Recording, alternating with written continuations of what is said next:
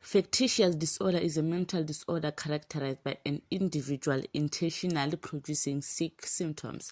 The falsifications of signs and symptoms has no reward. Although such behavior is deliberate, but what causes it is not deliberate.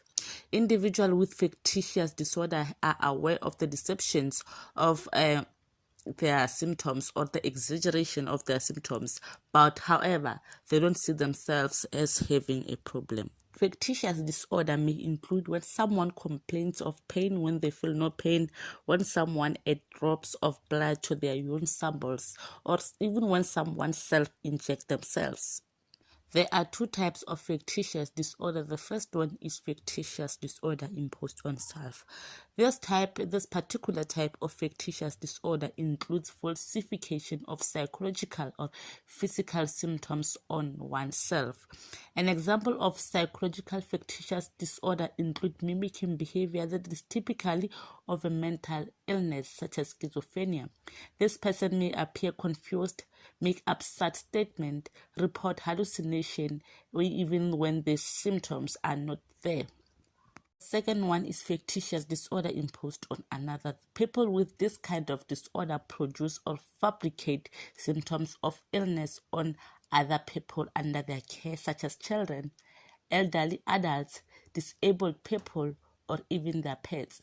In most cases, mothers produce this kind of symptoms in their children to receive the attention from the other parent, from the father. In this kind of disorder, the diagnosis is not given to the victim, but rather the perpetrator. Now I am going to mention few symptoms of factitious disorder, like a person lying and faking symptoms, a person hitting themselves to cause symptoms, or even falsification of medical records. People with factitious disorder may make up symptoms or call illnesses in several ways, such as exaggerating symptoms. Even when an actual diagnosis has been made, they may exaggerate the symptoms to appear more sick or even more impaired than they actually are. Then healthcare professionals, support groups, a false medical history such as claiming they have cancer or even HIV and AIDS. They may make false medical records to indicate an illness. They may fake symptoms. They make fake symptoms for stomach ache, for seizures, or even passing out. They may cause self-harm. They may make themselves sick. For example, self-injecting themselves with bacteria, milk, gasoline, or even feces. They may injure themselves, cut themselves, or even burn themselves. They may take medications such as blood thickeners or drugs for diabetes to mimic diseases.